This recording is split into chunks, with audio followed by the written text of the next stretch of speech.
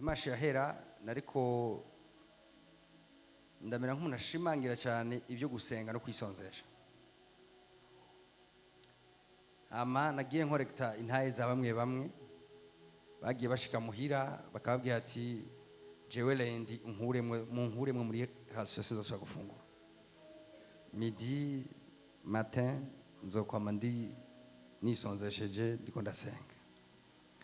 Abandi numva imisi ya gatandatu barayikuyemo, abandi numvise bakuyemo imisi ya mercredi na mardi. Ariko reka nteri intege umuntu atarafata iyo ngingo. Ifo gufata umunsi wawe atari ya masengesho rusange duhora tugira. Fata umunsi wawe ivyo kurya ushira ha ruhande, abagenzi wibagira gato, telefone ukayireka, ugafata umwanya w'ubucuti n'umwana. Très important. Inacho ciza kumva ijambo ry'Imana mukarishira mu ngiro. C'est très important. Rero naraneze kubwabo bantu ndiza ko nabo ntashoboye kubaza intaye zabo nabo bariko bikora gutyo. Rero ni ikintu twakuyemo tuko turerekana ibijanye n'isi mpemu ingene ikora. Ariko ndabereka ibijanye nico nise trône spirituel canke se spiritual throne. Ni ntebe zo mu buryo bw'impemu. Iyo tuvuze throne si intebe isanzwe, si nkuko twavuga iyo chaise iyo plastique wicayeko. Throne si iyo plastique wicayeko. Throne ni intebe z'abami, intebe z'abaganza, ni intebe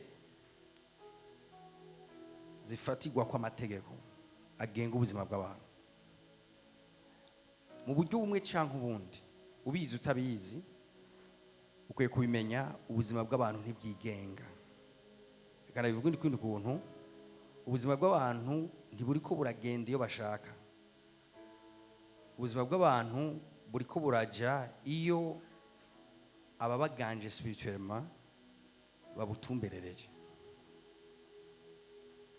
Namumenga harimo son nini ya cyane kandi nifuza ko banyumva. Gira gaso gato. Amen. Ubuzima bw'abantu hagiye ubona abantu bavyuka bakagenda, umwe akamuzamo kujya mu bubafu, undi kujya mu buryo, undi kurondera hariya, undi akarondera hariya. Ayo madecision abantu bafata menshi ntava kuri bo. Menshi ni ingingo zifatigwa mw'isi y'umwuka, mw'isi y'impemu, hama zikarongora ubuzima bwawe. We yumva ivyiyumviro bimujemo, ushoboye kumva gusa ivyiyumviro kujemo, ushoboye kumva anvi kanaka. Mugabo iyo anvi wize neza harimo zimwe muri zo zidafatanye n'umuntu canke na kameremere y'umuntu, zifatanye nuko hariho amategeko yashinzwe ubizi canke atavyuzi, mugabo ari kararongora ubuzima bwawe. Rero muri iki cigwa ngamije iki? Yaba ivyo gusenga no kwisonzesha nabigishije, ariko ndabereka ko ni ibintu bigugarukana mu kibanza cyawe cyo kuganza. Ubuzima bwawe bukawufata mu maboko. Imana ntiyashimye ko ubuzima bwacu ufatwa mu maboko n'umuntu kanaka ngo ni kubera ari spirituel cyane, yaba muri kote y'umwijima canke muri kote y'umuco. Imana yashimye ko ubuzima bwacu ariyo nyene burongora, mugabo hari ico dusabwa twebwe. Hariho intimite dusabwa, hariho amasacrifice dutegerezwa gutanga kugira ngo ubuzima bwacu bushobe kuba mu mahigwe biciye mu kurongorwa n'Imana. Rero uyu munsi ndacari muri ivyo, ngenda ndabifatanya n'intambara z'impemu kugira ngo umuntu wese asobanukirwe isi y'impemu n'imikorere yayo, hama menye ingene ibintu vy'umubiri abikemura mu mubiri, ibintu bisaba ubwenge abikemura mu buryo bw'ubwenge, mbwa ibintu bikeneye spirituel canke bikeneye dimension spirituelle kanaka canke bikeneye ubumhemu bw'ubuzima, amenye ingene abikemura mu buryo bw'impemu. Amen. Ndashaka ndababwire bantu b'Imana, ubuzima buri spirituel.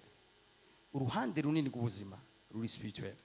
Iyo umuntu atamenye ingene abaho mu buryo bw'impemu, ashaka kuba victime kandi atari suppose yarafise potentiel zose zishoboka, kugira ngo agire amahirwe, kugira agere kure, kugira abone iminsi myiza.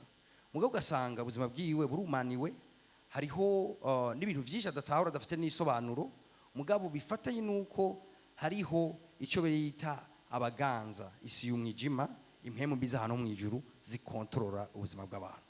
Rero uyu munsi ndizera ko hari ikindi kintu ngiye kugufasha, kiza kugufasha kandi kwakira ikibanza cyawe cyo mu buryo bw'impemu, wicare aho ubwirizwa kwicara, hama uganze ubwirizwa kuganza, hama ugende nk'uko bibereye ab'umwami wacu. Haleluya. Now namusi ndagiye kuvuga yandi mabanga kabisa akomeye. Jeje nyene sije mbonye ruwanje yaheze kugira ndabivuge. Namwe Yesu yogaruka ntabivuga, numva umenga no banda batwara ideni. Nizere ko yisemo nza kuyiheza Yesu ataragaruka kandi nawe utarava. Amen. So ngiye kubigisha icyo nise timing spirituel. Timing spirituel.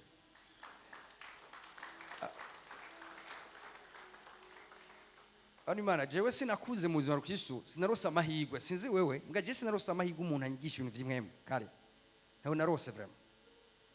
Iyo ndamuronka ndimvira ko hari ibintu byinshi byabaye mu buzima bwanje biba bitabaye. Hari imiryango myinshi mba narugaye hakiri kare. Ariko kubera bamwe ntibavyizera, abandi ntavyo bazi, hama abandi barabitinya kuvyafronta, ariko biriho, birahari, abantu bibayeho, ubuzima bwabo buri conditione navyo. Alors nitegerezwa kubitinya, nitegerezwa kutabivuga, dutegerezwa kubishura kugira ngo umuntu wese amenye ingene ahagarara. Rero ndiko ndavuga timing spirituel, ni nkaho novuga ati numwanya mwiza w'ibikorwa by'impemu. Hari umwanya mwiza w'ibikorwa by'impemu. Amen. Gutanga ni igikorwa cy'impemu, mugari umwanya mwiza wo gutanga. Hari n'umwanya usanzwe umuntu ashobora gutanga gutyo nyene, mugari umwanya mwiza wo gutanga igihe umuntu atanze ugura ibintu bikomeye. Hama hari umwanya mwiza wa worship, wo guhimbaza. Iyo umuntu amenye uwo mwanya, hama agakora icyo gikorwa muri uwo mwanya mwiza, kenshi arabona amaresultat akomeye cyane. Mwumve ko ibintu ntibikora gusa kubera bikora, biranakora kuko bikozwe mu mwanya byabwizwa gukorerwamo. Amen.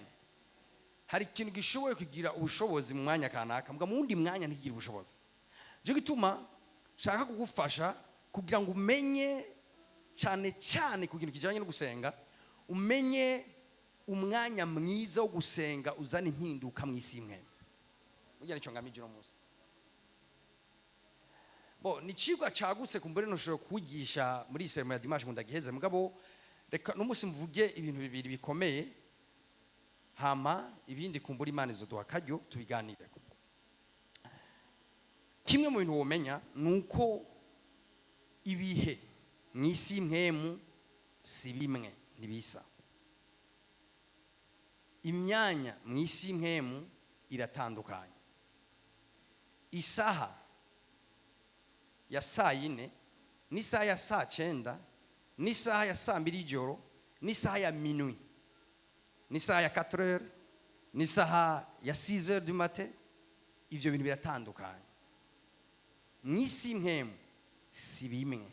Hariho amasaha aramarembo. Hariho amasaha atari amasaha gusa, ari amaportail spirituel. Iyo umuntu abimenye hama akahagarara neza muri uwo mwanya, hari ibintu byinshi azibira, hari n'ibindi byinshi yatira, agasanga ubuzima bwiwe burimwe amahirwe cyangwa buriko buragaragaramo ibintu kubera gusa yamenye no soroma gusenga, mwe gusenga mu mwanya mwiza. Haleluya. Abantu bakanyumva bambwira amen. Umve ko icyo birayita igicugu, nico yita umurango, nico yita ijoro, n'ivyo bintu biratandukanye. Igicugu, iyo umuntu asenze mu gicugu, aho birayita ngo ijoro rishira ubuca. Niyo umuntu asenze ijoro rigitangura, niyo umuntu asenze hagati mu munsi igihe cy'isaha 6 canke saa 9, baratandukanya abo bantu. Reka mvuge uko amasengesho yamafise ubushobozi umwanya wose uyasengeyemo ngo ubushobozi burarutana bivanye n'umwanya uyasengeyemo. Ashoboye kugura ibintu byinshi kubera umwanya usenze. Ndaza kubwira igituma, ni kubera ari imyanya kanaka isi mwemu haba ariko haraba amuvuma akomeye cyane, haba ariko haraba uruja n'uruza rukomeye gose. Hariho imyanya n'isi mwemu haba ariko haraba ama activity akomeye gose. Muri iyo myanya rero ukwiye kuyimenya hamukamenya ingene uhagarara mu myanya nk'iyo. Ngomba kuzamura abantu hano bari spirituel, batagenda gusa nk'imbura bwenge zo mu buryo bw'inkemu, mugaba afise ubwenge bwo mu buryo bw'inkemu, kugira ngo umenye ingene uhagarara mu myanya kanaka.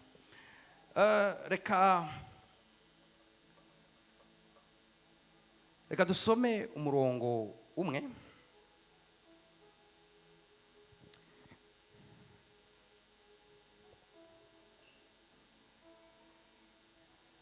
Reka duhere ashamhere mu mpanuye guhera he.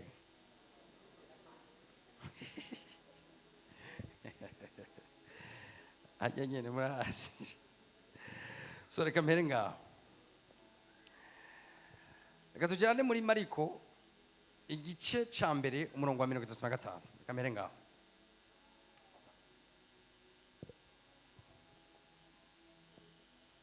Mariko igice cya mbere umurongo wa 35. Somera.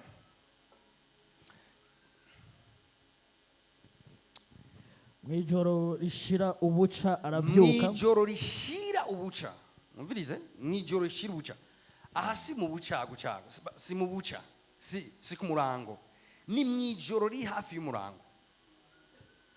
Mwijoro rishira ubuca aravyuka, uyu ni Yesu, arasohoka ajya mu gahinga asengerayo.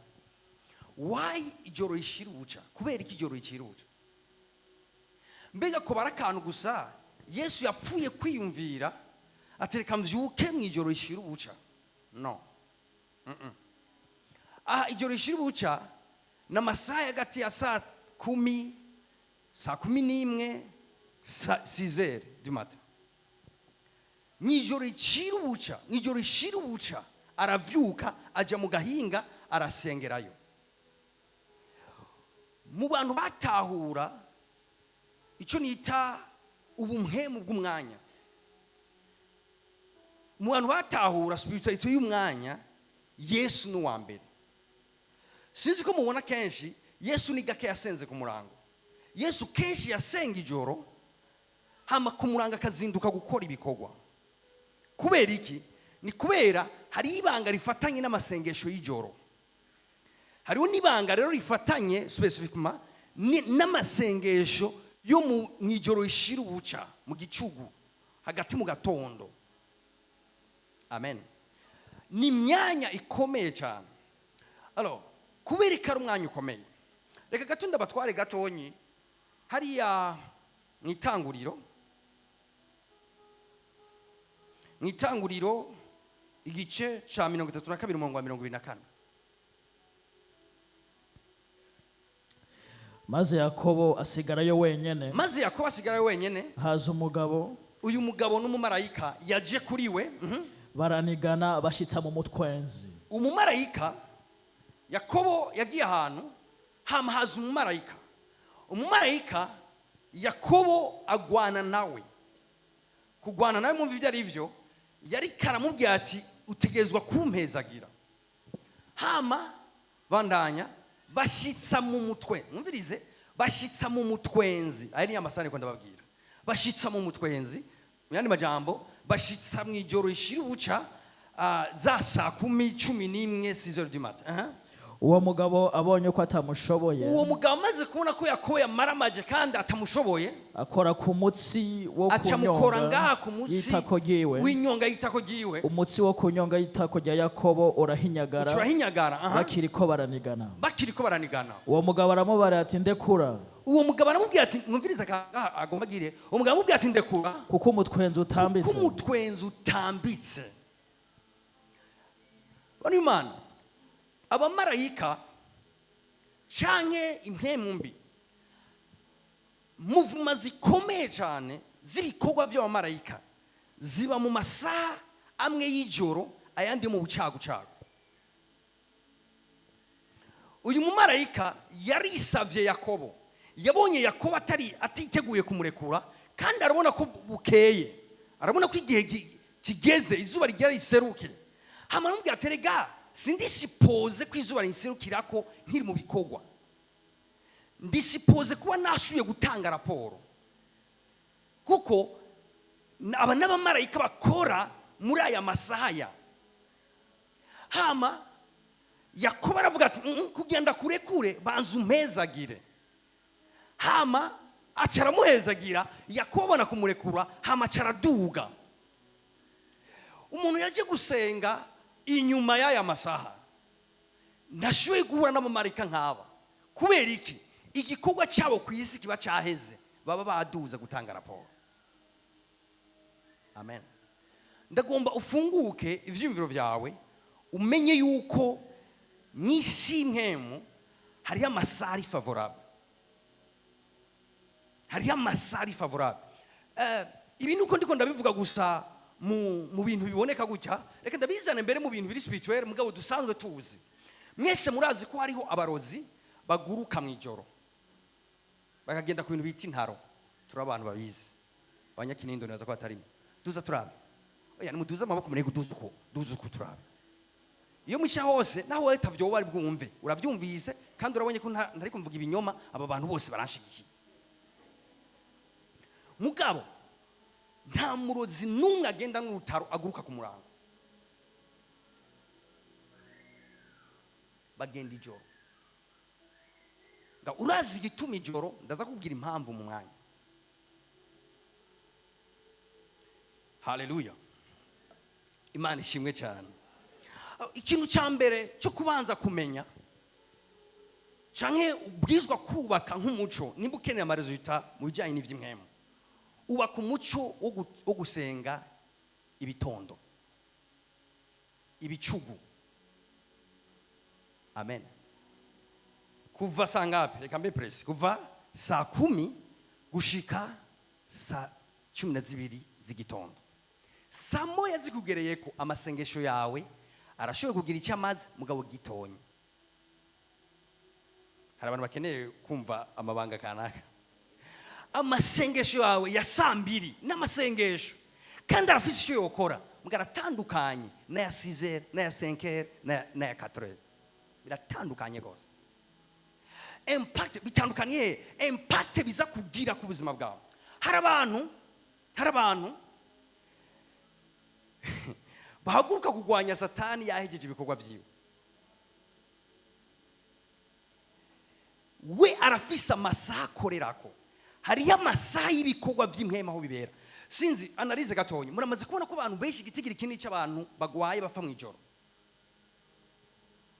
Yabahara abaganga bari kubimfasha. Igitigiri kinini cyane n'ingwara nyinshi zitangura ijoro. Ushuye kwibaza uti biva kuki? Ndakubwira ivyo ari byo. Ni kubera mwijoro, mu masaha y'ijoro haba hari ko harakogwa ama activité spirituelle menshi. Ndaza kubwira impamvu. Haba ari ibikorwa byinshi cyane vy'imhemu biriko biraba gose. Abantu bategwa benshi bategwa ijoro, mbere n'abagendererwa cyane n'Imana bagendererwa ijoro. Ushobora kwibaza ngo ntihazari rimwe. Hari ibanga rifatanye n'ijoro, mbwari n'ibanga rifatanye specifiquement n'ibicugu. Amasaha ya kare cyane yo mu gatondo. Ukeneye kuba umujéant spirituel, umuntu yicara ku ntebe yiwe yo kuganza, urakwiye kutaba vuge gute, kudasenga amasengesho y'abakristo basanzwe. Abo ni babandi biyumvira gusenga aho bavyimvire bagasengera aho nyene. Mbwari ya nabandi bari strategique, bazi umwanya mwiza wo gusenga. Abo rero bazi umwanya mwiza wo gusenga nibo bashoboye gutera intambamyi zikomeye cyane mu bwami bw'umwijima. Nibo bashoboye kuzana impact positif mu bwami bw'umuco. Sabari bo bose n'abantu basenga, mbwa basenga strategiquement. Haleluya. Alors kubera iki mu gatondo? Mu gatondo uyu mwanya wo mu gatondo ni umwanya mwiza. Umviriza amasengesho meza mu mwanya wo mu gatondo. Icya mbere ni umwanya aho ibintu bitandukanye by'ubuzima bitarashobora kuguhamagara. Mu gatondo ugicikangura aya masaha nk'aya, ubuzima nibuba burakwakura mu bintu byinshi, ubuzima nibuba buragusaba ibintu byinshi. Ni umwanya wo kwitanga ubuzima. Reka nabwira n'Imana mu byerekeye intambara hari ibintu bita ibirindiro. Iyo umwasi wawe gutanze ku kirindiro, iyo umwasi wawe gutanze mu kibanza, biragoye kumukura aho hantu. Icyo gituma abakristo benshi badatahura ibindi ko navuga, bama bagera kugwana umwasi yamaze kokipa ibibanza kanaka. Icyo ni ibirindiro. Birasaba kuba umuntu azi neza cyangwa yiteguye gutanga iminsi yose umwasi mu kirindiro. Ni umwanya isi y'umwijima iplanifya ingene baza gutera ingo z'abantu, ingene baza gutera ama business y'abantu, ingene baza guperturba iminsi y'abantu. Bene data twebwe turiryamiye turasinziriye, mugabo bobo bariko baraplanifya urugo no rusenyura gute, i-business no rusenyura gute, ibi bintu ihorasyo no yica gute. Iyo umuntu rero yizinduye cyangwa amenye imyanya nk'iyi, hamakamaagaze ku izamu y'ubuzima bwiwe, y'urugo rwiwe, y'ivyo ariko arakora, y'ishengero, biragoye cyane ku mwasi ashobora gukora ku bintu vyiwe, kuko yamasanga yamutanze ku kirindiro. Haleluya, Imana ishimwe cyane. Abantu bari très danger mu bwami bw'umwijima, cyangwa reka mvuge gutya, abantu bashoboye kuperturba ibikorwa by'ubwami bw'umwijima, s'abantu basenga, n'abantu basenga mu mwanya mwiza.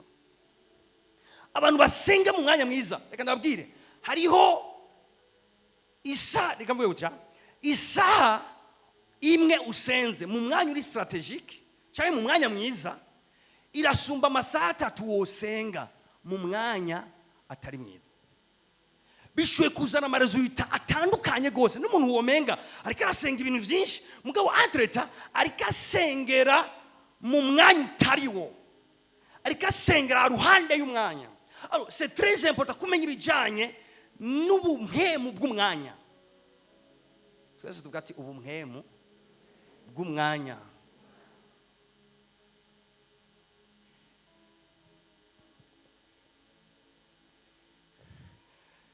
Ni umwanya mwiza wo gutegura umunsi. Umunsi urategurwa abantu b'Imana. Umunsi urabona, iyo tuvyutse turategura ibyo tuza gukora, ndaza gukora ibi, ndaza gukora ibi, ndakuza gukora. Spirituellement umunsi urategurwa. Umunsi ntibapfa kuwinjiramo. Uri umuntu ukeneye amaresultat, umunsi ntibapfa kuwinjiramo. Ni wapfa kwinjira mu munsi, uzohura n'ibyo utateguye muri uwo munsi. Umunsi umuntu w'ubwenge, afite ubwenge bwo mu buryo bw'impemu, umunsi awinjiramo yawuhejeje, umunsi awutangura yawuhejeje, awuhereza hehe? Mu by'impemu. Umunsi urategurwa mu buryo bw'impemu, amasaha yose arasengerwa mu buryo bw'impemu. Ibikorwa uza gukora uwo munsi babitunganya mu gatondo mu buryo bw'impemu. Abantu muza guhura ubatunganya mu gatondo mu buryo bw'impemu. Reka mvuge gutya, mbere n'amaobstacle uza guhura nayo uyakura mu nzira mu buryo bw'impemu mu gatondo. N'intambara uza kugwana nazo uzinesha mu gatondo. Namwe mu gatondo utashoboye kugwana cyangwa ushoboye kunesha, umunsi ucuba controle n'umuntu yagutanze ku kirindiro cyawe. Ivyo rero ni bimwe ubona abantu agenda gutya agaheza umunsi ari frustration, akavuga ati nateguye ibi nta na kimwe nabayeho, niyumviye kugira ibi, niyumviye gukora ibi, vyose nta na kimwe nashitseko, kubera haje amaforce angwanya menshi. Kubera ikayo maforce vyari gushoboka ko atari kuza iyaba wariteguye kare mu buryo bw'impemu, ukamera nk'umuntu akubura mu obstacle yose imbere yawe. Mugabo ikibazo mfise ku bakristo, abakristo benshi n'abanebwe barakunda kujyaho. Rafa pasi nakubise icyo kujya, ubu nango ngubita icitiro. nta muntu aryama cyane ashoboye kunyiganza ikintu na kimwe misi imwe. Uri umuntu afite itiro gihe barankubita. Uri umuntu uryama umukondora zose ukavyuka saa yine ukigorora. Icyambere uzotera imbere mu biboneka. Icya kabiri ni ibintu byose uzozamura isi imwe izo biresista.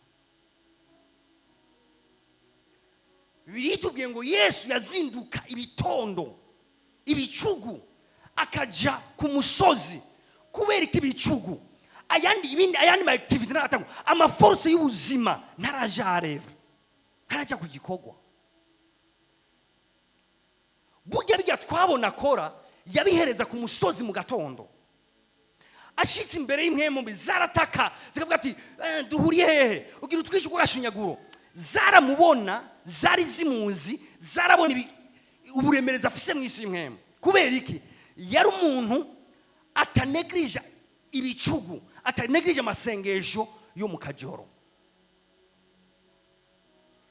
Ngene muhoze sinzi ko muri ko muriga sinzi yuko iri jambo rikisi rubanza kuri mwebwe. Haleluya. Muga mwumve yuko bona Imana mugabanye ibintu byo gufungura cyane mu ijoro hama muri umwanya wo gusenga cyane mu ijoro. Baranyica.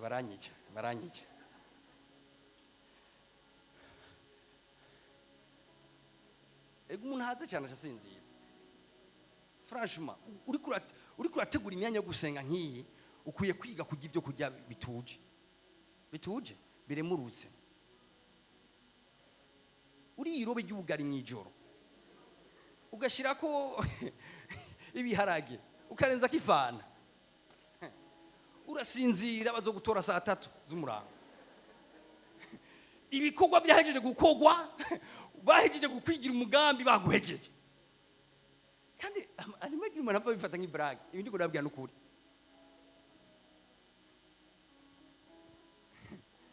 Kanibandaniriza tuvuge tuti bicugu. Ni gute wokwinjira mu kazi utasengeye? Ariko uri seriye gose. Ni gute wotangura inzira ngo ndagiye muri inzira umunsi wo utanguye wayura gusa kacuvyuka. Ni gute wotangura ibikorwa vyawe juste nyene gutyo nyene ati ndizeye umutwe ndizeye inkomezi zanje hama abantu twavuye ko tuzokwana bari fidele. Abantu bari fidele wo guhinduka nubabona. Ndakubwira inzira utindi kuba nziza. Fata umwanya. Raba Dawidi ngene avuga. Somera Zaburi 5:3. Zaburi 5:3. Uhoraho mu gitondo uzokwama wumva ijwi ryanje. Umviriza abantu babahizi bakoze ibintu bikomeye. Nasomye na Mose nawe yarafise uyu mugenzo nyene.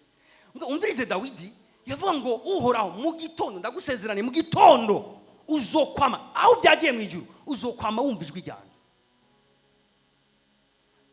Ubaza ko kuzari intege nke? Ubaza ko Dawidi ari yarakeneye Imana kugusumbya wewe? Mugabo Dawidi ni ingingo yafashe. Bani Imana uyu mugabo yafashe ngikomeye. Wibuke uyu sinyumba ko Marika aravuga. Uyu yari umwami. Wibuke responsibility y'umwami ngene ingana.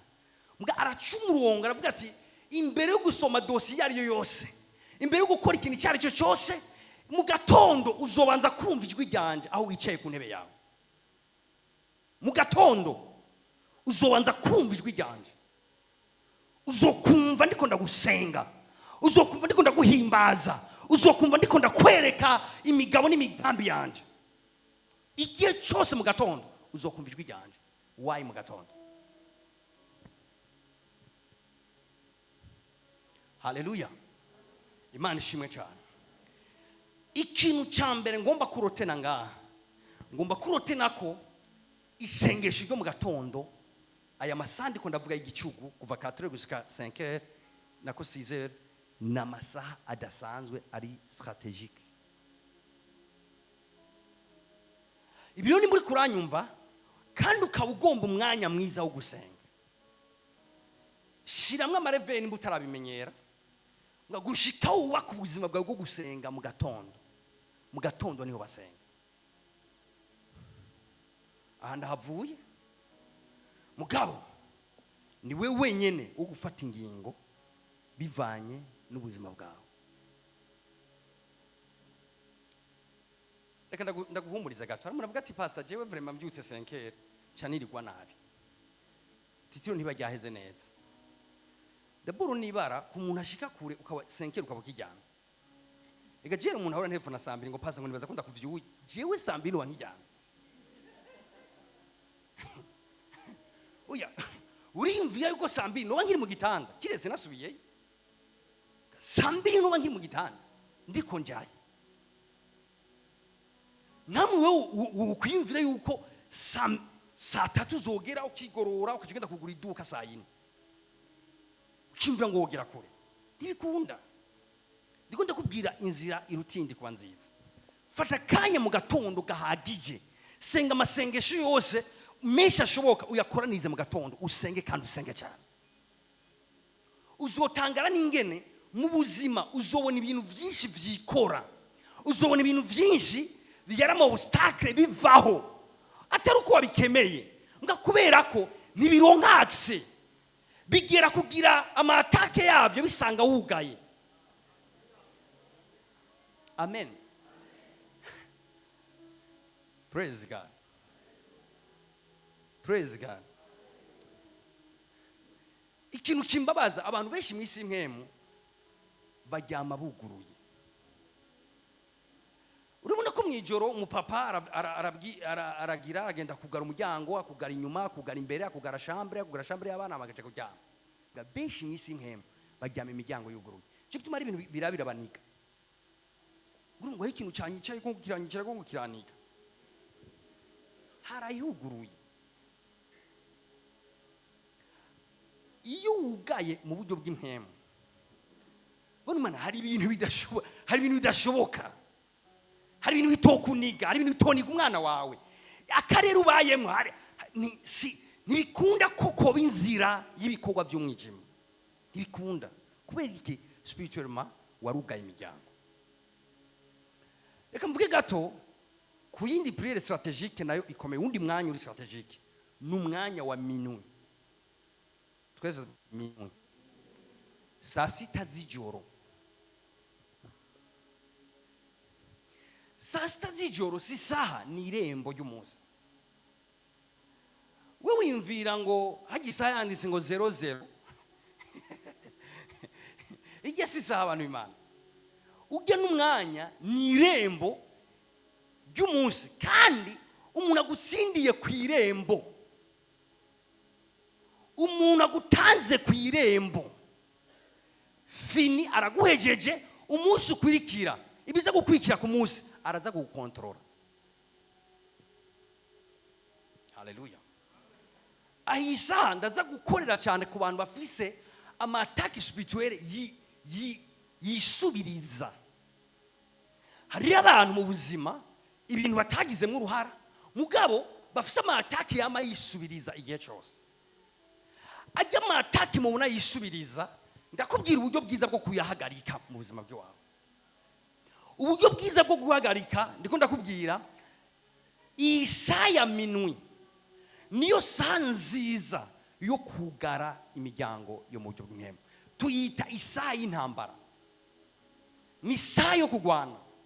Iyo ufise intambara zamazisubiriza ntuje genda kunda kubwira abantu. Ibibazo tugira biratandukanye. Hari umuntu akuganiriza ivyiwiwe ukumva ko no mubwira ati ukabukunda ubuzima bwawe fata ubaka igicaniro cya minwi misi yose. Nundi muntu akuganiriza ubuzima bwiwe ukamubwira ati sawa urasenga ukuvyibutse. Bivanye n'intambara zawe, bivanye n'ibintu wewe ubaho. Umenye ko ukabufise intambara zamazisubiriza ufata umwanya wo kubaka igicaniro cya minwi, igicaniro cya saa 6 y'ijoro kandi gihoraho. Kivya mabintangaza iyo abaganga baduhaye amategeko yo gufata imiti ingene tuyubahiriza. Nta muntu arafata imiti ya desert. Nta muntu arafata ya 4. None ko mutagira uko wazi ndabizi no ko muhora mayifata. Cyane mugwara. Tuvyitondera. Okay. Muge urazi muganga kubwiye ngo kugira ukiri ingwara uzokwa muvyukiza isaha ufata uyu muti uyu mwanya amareve murayashiramwo kandi mukabikora ngandiko ndakubwira ko ari ingwara zo mu buryo bw'inkemu zikizwa no kubaka igicaniro cya minwi kandi gihoraho ati kubera iki kapasta igituma tuyita amasaha y'intambara na masaha isi y'umwijima ibi kiritegura gutera ibitero mu buryo bukomeye cyane mu buryo budasanzwe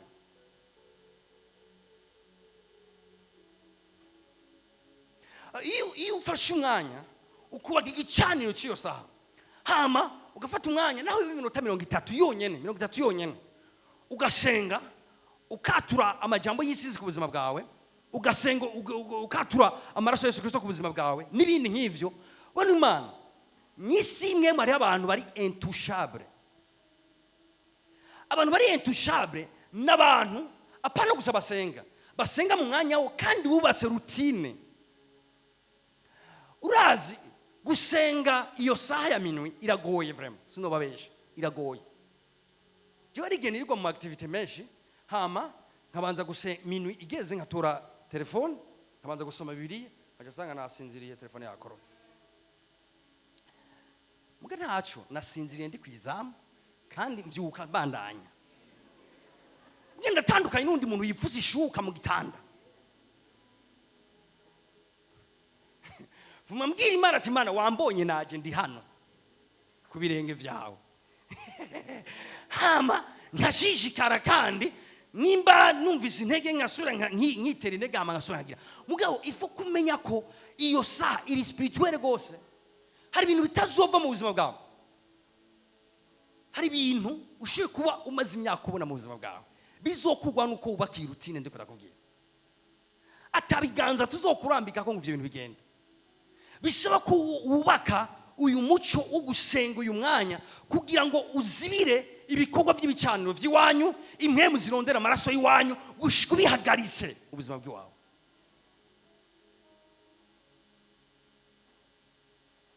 hariho deliverance utazogirirwa n'undi muntu numwe kiretse wowe wisemwe gufata decision ukavuga ati uyu mwanya ngira nubaka igicaniro cy'isaha icyo bizosaba cyose nzogikora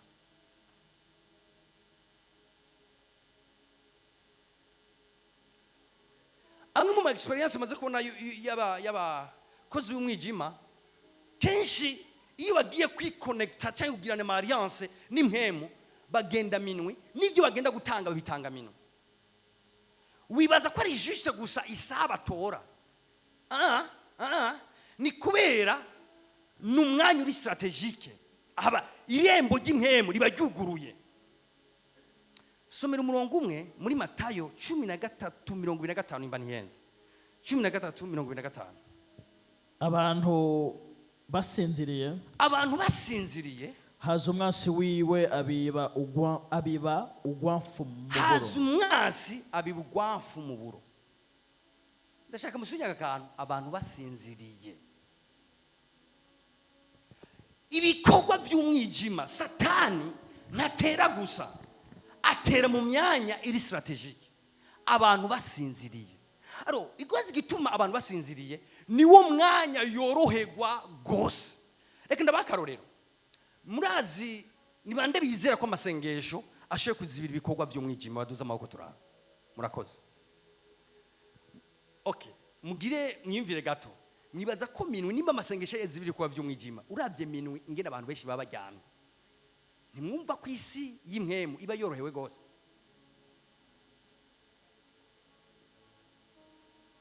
satani biramworohera kwataka minwe biramworohera gucurika ubuzima bw'abantu iyo saha kubera iki ni kubera nta maforce amuhagarika yandi nta maforce y'ishengero ariko aramuhagarika mu bikorwa vyiwe akora ibikorwa vyiwe yoroheye kuko abantu baba basinziriye oro bibiri yitubwiye ngo uyu mwasi yahengereye abantu basinziriye hamaraza abibugwamfu ibintu byinshi biri mu buzima bw'abantu vyabibwe basinziriye burya abantu benshi bimvira ngo bavyuse bavyuka atana kimwe bafise ni gako umuntu avyuka atana kimwe bafise bivana n'ingene wajyana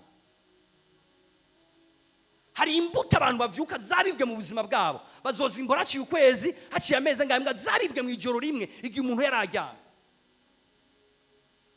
hari amadesine y'abantu yibwa basinziriye, hama igihe kimwe bakabona ubuzima bwabo butera bugenda gutya, bugenda kuriya, bugenda kuriya, mugabo n'igihe kimwe yararyamye, hama umwasi araza biba imbuto mu buzima bwiwe. Bisaba iki rero?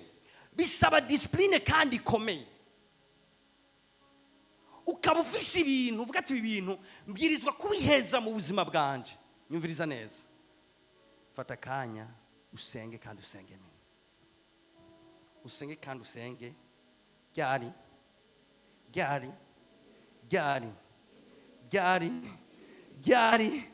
minuit. Tipasa none ntabishoboye iminsi yose, mufata iminsi nga ube fidele kuri iyo minsi.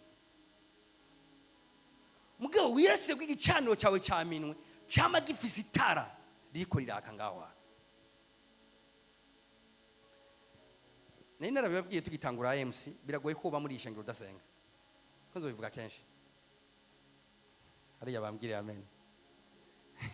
Biragoye ko abantu udasenga, nzuguma ndabivuga rwose gushika utebusenga. Kuko ubuzima bw'impemu ntibishoboka kubaho utari umuntu asenga. Uzomu victime ibintu byinshi utosigura kubera juste udasenga.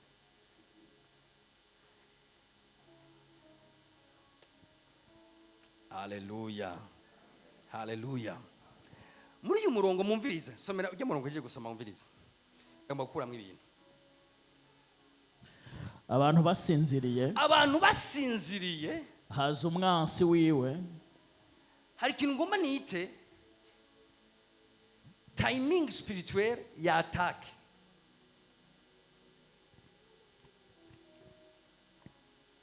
Umuntu akeneye kwataka mu buryo bw'imwemo, ifo kumenya umwanya wo kwataka.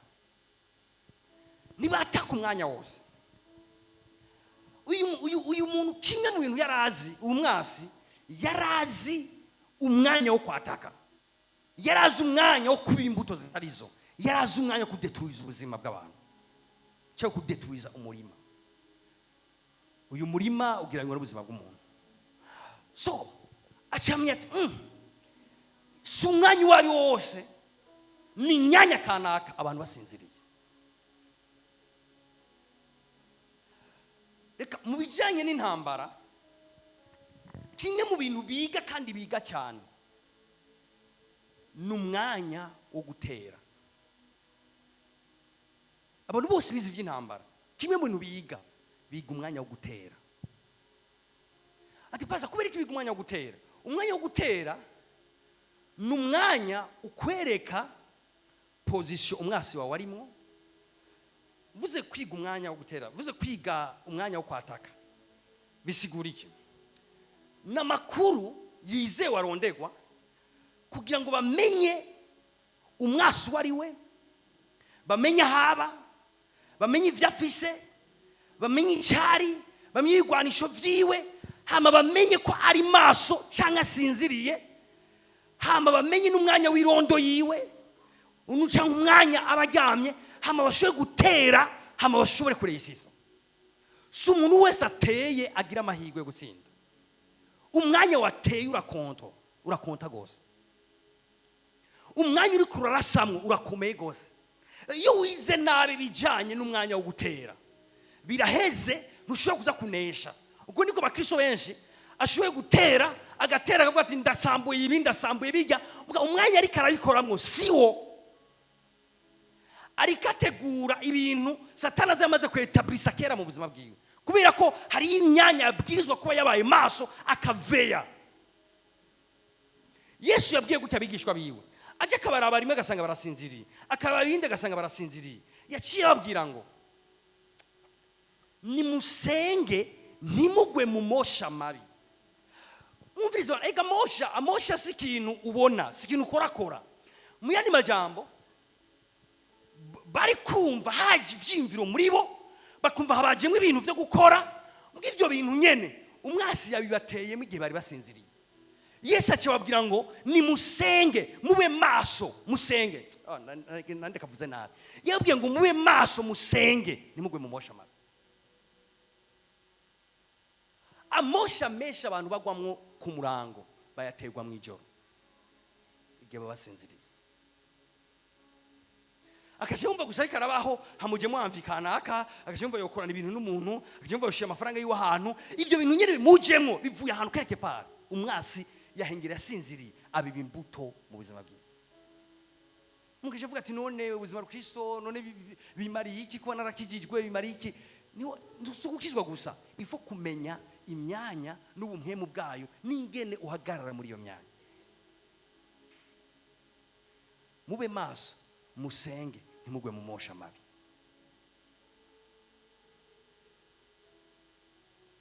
haleluya hari ivyaha bifatanye n'impemu zataka ubuzima bwacu uzobohoka uzokubaka igicaniro cizi sande ko ndakubwira uzokumva birekuye juste kubera wubatse igicaniro cy'umwanya uri strategique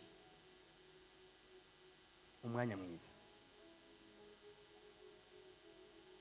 musenge nimugire iki ntimugwe mu mosha mabi ndiko ndavuga rero umwanya wo kwataka abakristo benshi birabagora hariyo bani Imana ari ikintu kimwe no kumenya umwanya wo kwataka ikindi no kumenya icyo nita renseignement spirituel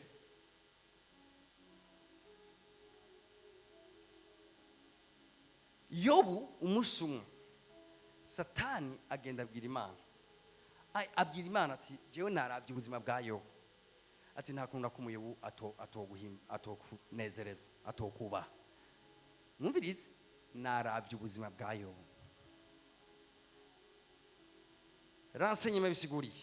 renseignement bisigura gukorekta amakuru afatanye n'umuntu kanaka cyangwa afatanye n'ikintu kimwe mu byo Satani akora mu buzima bwa Kristo n'ukwegeranya amakuru afatanye na wewe gushika ku gisekuruza cyawe imaze araje mu buzima bwa Yobu aramwihweje aragenda araba ibitungwa vyiwe asanga birazitiriye agenda kuraba amagara yiwe asanga birazitiriye agenda kuraba abana biwe asanga birazitiriye agenda kuraba ibintu byose asanga birazitiriye mu yandi majambo na maetide akomeye cyane yakozwe ku buzima bwa Yobu batavyaza gushika ate bakavuga ati uyu muntu aratunaniye kireze gusa Imana iduhaye uruhusha kuri we ngi yasanze ubuzima bwiwe bwose bwugaye buzitiye none yabimenye gute numva ko yabiravye numva ko yakorekisa amakuru yiwe navuga pase nababwiye bijanye n'abahungu ba Sikewa bagiye gusenda abadayimoni bace bababwira ngo Paulo turamuzi Yesu turamuzi mwene majambo namwe bwe turabazi mbwa ntitubabona neza mwisi y'impwema nta buremerezi mugira mwebwe nimufise droit nimufise uruhusha ko kudusenda mwebwe ibaze rero kubwira umuntu ngo turakuzi mbega bari bazi kuri Yesu bari bazi kuri Paulo niwumva ko kugira bamenye Paulo na Yesu babize ko reka ndakubwira ukabutarubizi mwisi y'impwema urazwi neza ati pasa mbega bazi kuri jewe reka ndakubwira bimwe mu byo baziko bazi intege nke zawe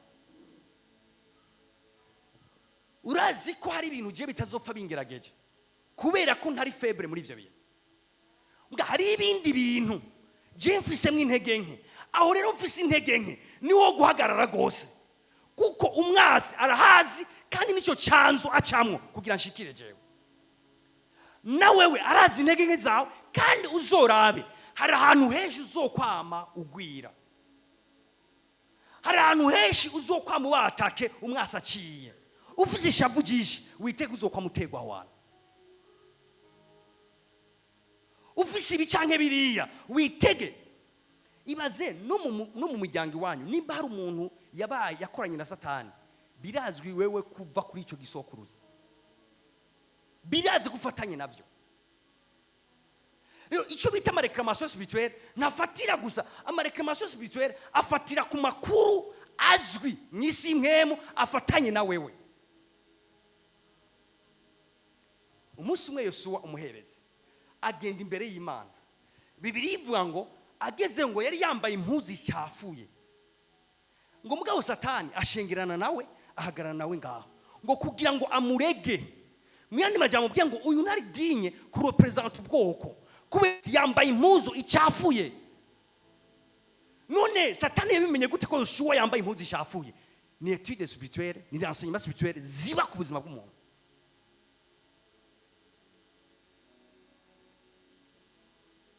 Kumenga mufise ubwoba. Ibisi ngo ndabigisha ngo mugire ubwoba. Ndiko ndabigisha mu mengere muhagara. Haleluya. Imana ishimwe cyane. Nyigaza mugeza mubwira ati mwisi nke murazwe. Neza. Urazwe neza. Kujya muhora muvuga ngo naka bakuzi neza kuri naka.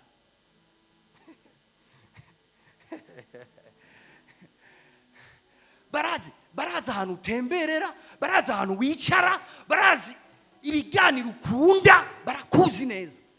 Nga bakumenya kubera iki? Kugira bamenye ingene bakwataka mu mwanya kanaka.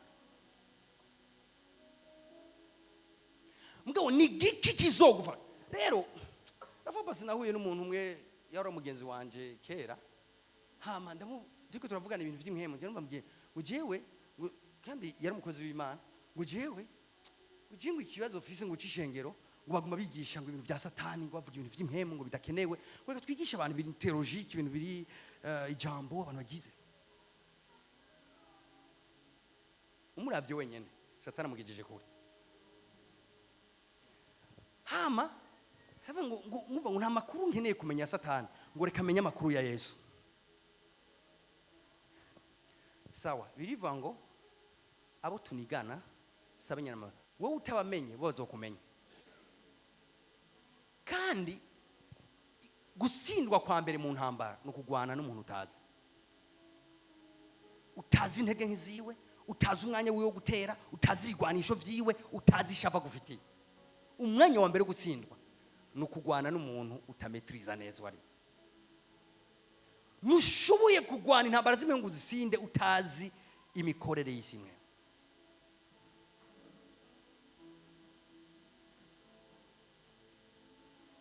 Haleluya. Imana ishimwe. Okay, reka riri ndiko ndavuga ndavyaplike mu buzima bwacu.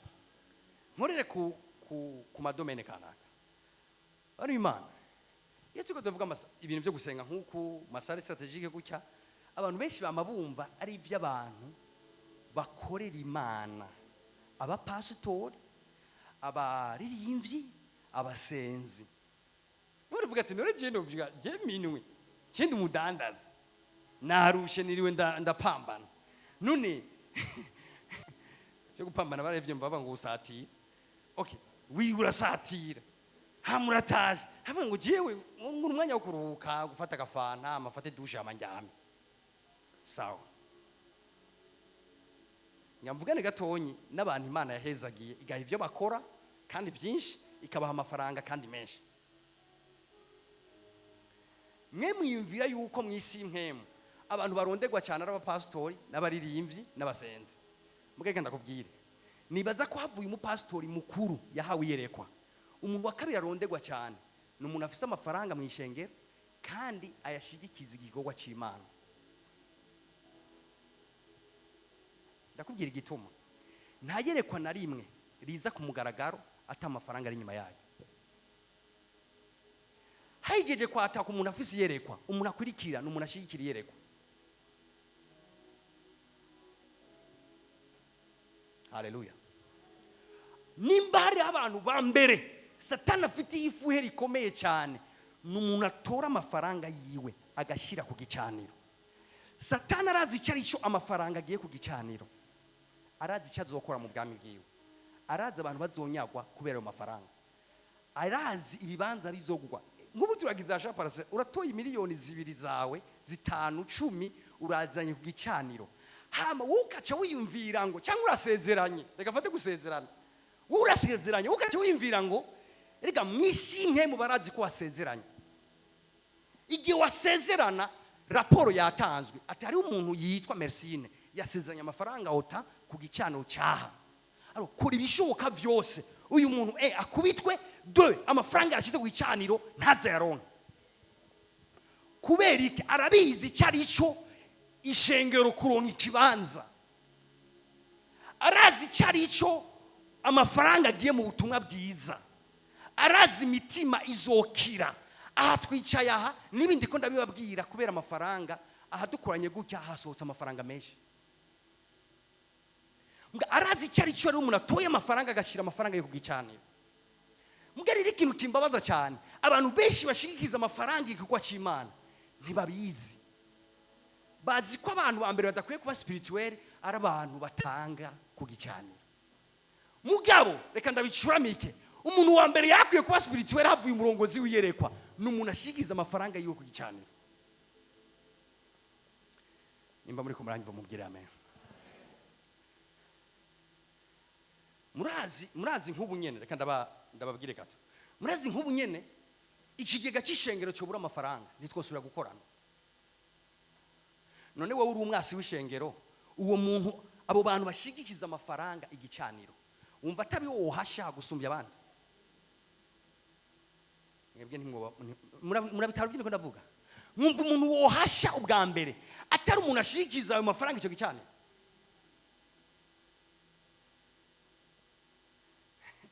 Mugabo rero umva ndi mu madiri, je ndi mu madiri, ngo je ndi mu by'amafaranga, ngo je ndi mu by'impemu, ngo je ndi mu by'amafaranga, urarondegwa.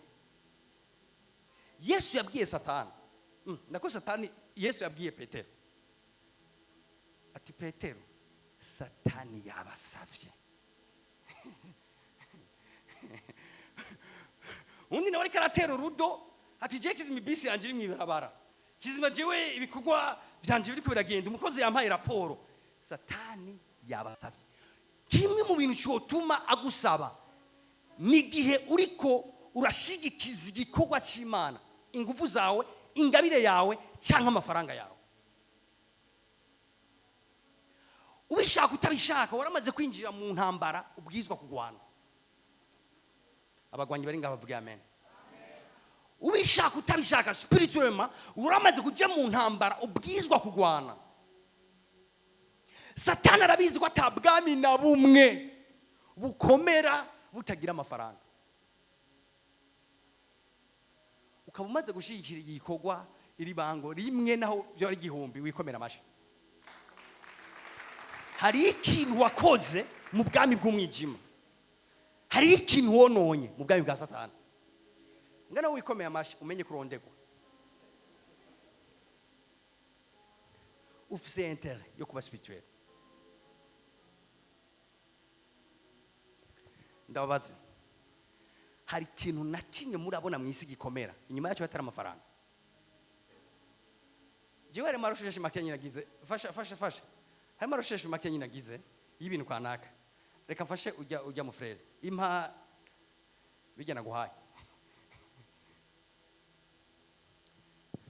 Iyi stade ni yande? Ne wumva ni yande? Ngira sha abantu bakerebutse. Abantu bakerebutse baramupira. Iyi stade ni yande? Ya Barca. Batazi na Barca cyari cyo.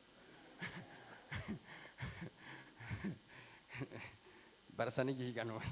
Igera abantu ngaho tuvuze Barca bakimba. Mwese murazi Barca?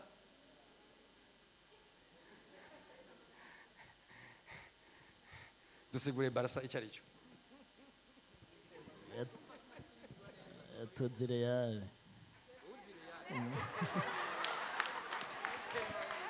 Ndaza kumubaza nitwashika kuri Real. Abantu bazi Barca, bazi icyari cyo Barca badusiguriye. Claude urazi Barca icyari cyo?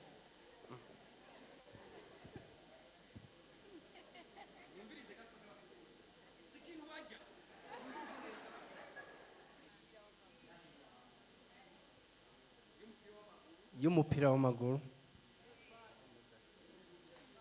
Espagne. Mwavyumvise? Barca sumwimbati. Ni umupira ni equipe y'umupira w'amaguru mu gihugu cya Espagne. Sawa. Iyi ni stade yabo. Iyi ni stade yabo. Nibaza ko tarose foto imeze neza mugabo murabe iyi stade. Urashoboye kwibaza amamiliyaridi ari ngaha. Nako ndagira amarecherche. Iyi stade iriko hejuru cyane hejuru y'umumiliyaridi w'amadolari.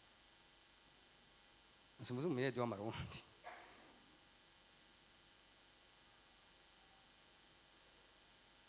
Nabonye banyeretse 1.4 hagati ya 1.4 na 1.5 y'umuriyaridi w'amadolari w'amaeho pa w'amadolari w'amaeho.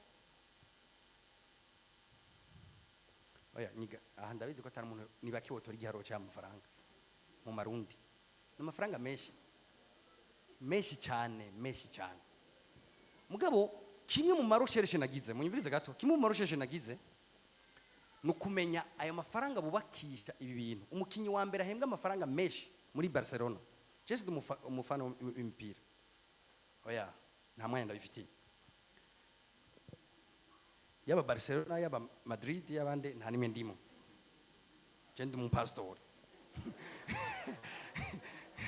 nagira umuntu avuga ati pastor afana ikipe jewe nafana na je sindi mufana w'imipira nyumvirize n'amazina y'abarangora muga nabonye uwo wita Robert ahembwa hagati ya 25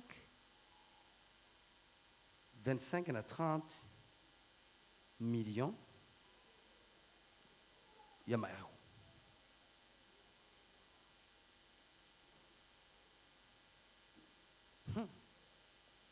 Franga menshi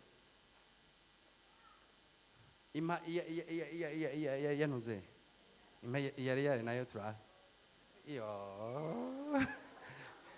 enda biri ikintu murashoboye kwibaza amafaranga ari nyuma y'iki kintu. Murashoboye kwibaza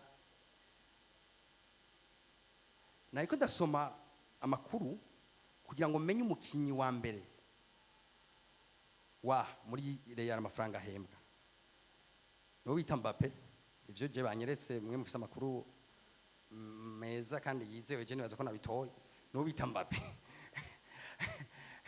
ari hagati ya 30 na 35 millions y'amadolari y'amaeho ku mwaka. Umuntu umwe ataha mu nzu y'umuntu umwe. Iyi stade amafaranga yubatse ko mwese murayabona. Kimwe mu bibazo nariko ndarondera kwa kumenya ni bande bari nyuma y'iyi mitahe. Ni bande bari nyuma y'iyi mitahe. Inyuma y'iyi mitahe hari ama company akomeye cyane za Nike, za Spotify numbaza good Spotify n'ayandi manuze akomeye cyane mu isi ari nyuma y'ibi bintu. Hari abatama bafise amafaranga menshi bambaye agakoti kabo bamba biyicariye hajya cyangwa bamwe batanaza hajya mugabo inyuma yabijya bikogwa bashiramwe amamiliyoni menshi y'amadolari. Kandi nagerageje no kwiyumvira mbega inyuma y'ibintu isi ishaka iki, niki gishaka guha abantu, ishaka kubanezereza no kubasamaza, bamwe baruhuke bandi bagira ibiki. Okay, ugomba kwica Real Madrid, ugomba kuyisambura, ndaza aho vyoroheye, genda ukubite bajye batama bari nyuma yavyo najya ama company akomeye uyakimitwe gatonyi cyane, si kibazo cy'izina, gatonyi cyane iyi timu izoba yakorotse yagiye hasi. Naravye bya Cristiano byo byanteye n'ubwo amafaranga ahembwa banyeretse ko menga ni umukinyi wa mbere ahembwa amafaranga menshi. Mara yakayumvira tonega pastor waje gutwigisha ivy'imipira cyane. Je ndafise ijomba kukwigisha we gusa nkurikirana. Afise ahembwa hagati y'amajana 2 n'amajana 250 y'amamiliyoni y'amadolari. Umuntu umwe atamuzi wiwe. Dukuremo ikigwa kimwe, nta bwami na bumwe bukomera ata amafaranga menshi ari nyuma yabwo. Nta bwami na bumwe bukomera atabagabo n'abagore atama company ataki yiyangaje kuvuga ngo ngira supporting rizina ubu bwami. Nta na kimwe gikomera. ivyo rero satani arabizi kandi abizi neza, nicyo gituma abantu benshi babagwiza tunga abarikipera kare. Muzorabe si benshi bakijijwe. Bamwe bafinansa ibindi bintu apana ibi. Yo finance umukomedie, yo finance muririmbyi kanaka nimba profane, mugabo ntiyo finance ubutumwa bwiza. Why? Ni kubera satani arazi ubushobozi bw'amafaranga mu murimo w'Imana. Arazi ubushobozi bw'amafaranga mu murimo w'Imana. Abantu ariko ararondera rwose mu buryo bukomeye, ni umuntu wafise icyumviro mu mutima gusapotinga ubwami bw'Imana, ni umuntu wafise igikorwa cyo gusapotinga ubwami bw'Imana. Uwo muntu afise uwo mutima wo gusapotinga ubwami bw'Imana, ndiko ndaguhamagara muri ka y'abanesha, mugabo y'abantu bari spirituel. Mumbwire amen. Mumbwire amen. Mumbwire amen. Aha muri ibi bintu n'amafaranga y'uwo arashobora kuba arimo makenya. Wagiye uratanga mu buryo mwe.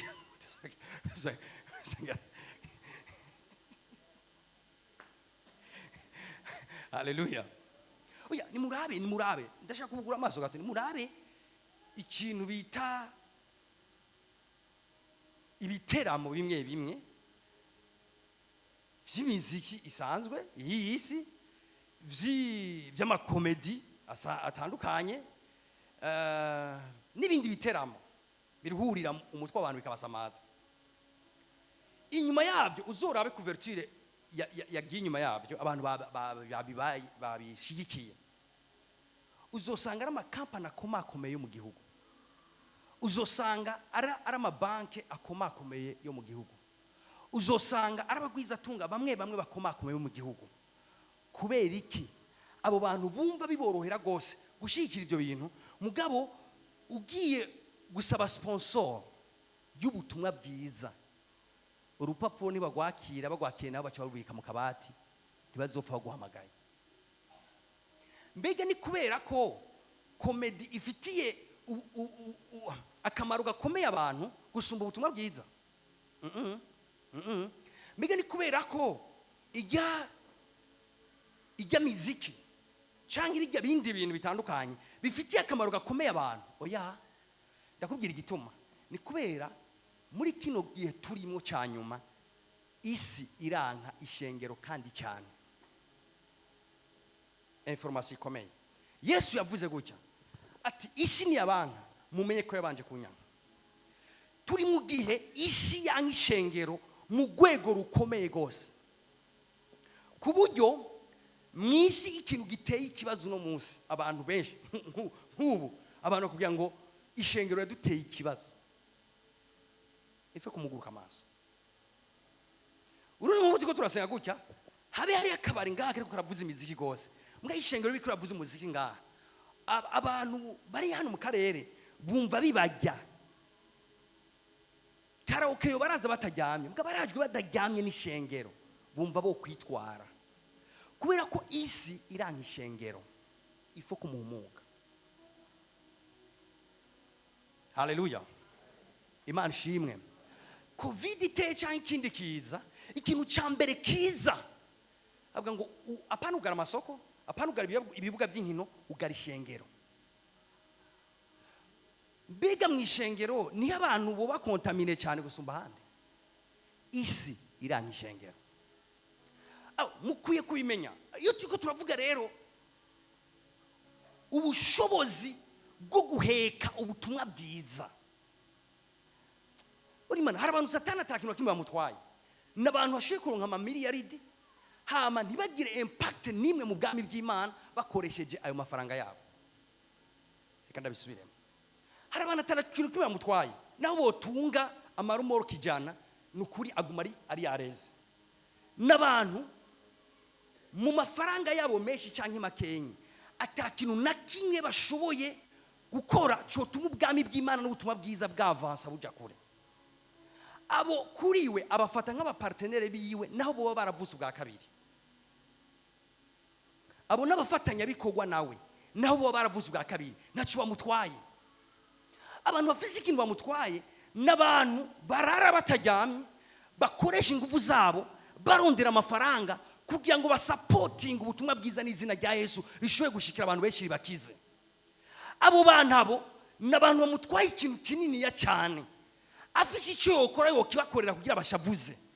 Mugabo jewe nagomba kubamenyesha, Imana mukorera, Imana musenga, Imana muborogera ijoro n'umurango irakomeye cyane gusumba Imana ibagwanya yitwa Satani.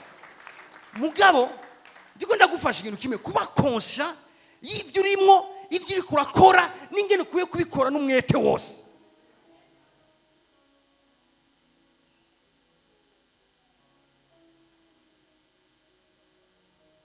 Murazi aya mafaranga Mbappe ahembwa, hogira umupastor umwe yahembwa mw'isi, amarezo sosiyo yose ucamuvuga, akavuga ko ari umufrimasoni, akavuga ko adandaza ubukankara bw'abantu, boca bavuga ibintu byinshi. Urazi gituma isi iranka ishengero. Ukagira uyo muntu, ndeke kuza ndavuga amazina, niwe afasha cyane imitima y'abantu. Si question y'ivyo afasha abantu, ni question ko ariko arakora igikorwa neza cyo gusamaza abantu, cyaye kuboroheza mu mutwe. Haleluya, Imana ishimwe. Wewe rero uvuze ngo ntanze dime yanje kugira igikorwa cy'Imana kibeho, ntanze ishikano yanje kugira ngo ubutumwa bwiza bwa avance, ukwiye icyambere kubikora unezerewe, hama icyakabiri kubikora no gutahura ndumushigikira bikorwa by'ubwami bw'Imana. Ndikunda tuma ubwami bw'Imana bwavansa, kuko nta bwami namwe bushobora gukomera atabagabo n'abagore bari nyuma yabwo.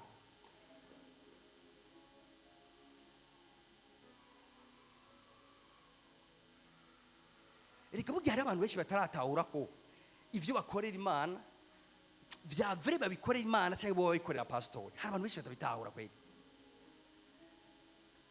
Aracyakekeranya arimvira ati je ubwo sinoma ndiko ndabikorera pastor. Hama niyumve neza ko eske ndiko ndabikorera Imana vya vrai ndiko ndabikorera Imana. Mugabo nagomba kugupositiona neza. Ugomba kumenya ivyo wakoreye Imana neza. Ntuzobimenyera hano. Uzobimenyera mu wundi mwanya uzoza. Hano muri inosi hari ivyo biri twemera ko dushobora kuzogenda turonka bivaye ivyo dukorera Imana. Nga ni bito cyane ugeranije n'ivyo tuzoronka ibihe bidashira.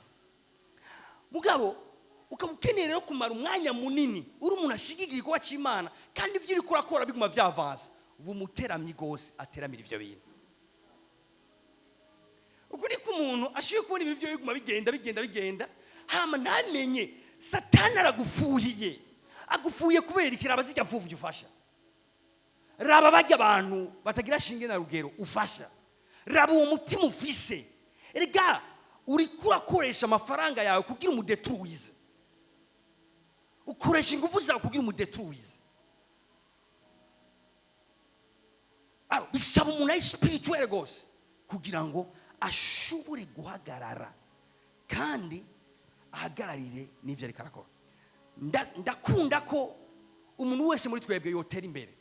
Mugabo kandi utera imbere uziko ugifise umutima w'urukundo, ugifise umutima ufasha abantu, ugifise umutima ufasha igikorwa cy'Imana ugitera imbere, uzoka mufise intambara zifatanye n'ivyo bintu. Ubwizwa guhagararira nk'umuntu akeneye ko ivyo ariko arakora bizomara igihe kinini cyane ariko arabikora. Usigarane iki kintu muri wewe, nta bwami na bumwe bukomera budafise abagabo n'abagore bakomeye inyuma yabo.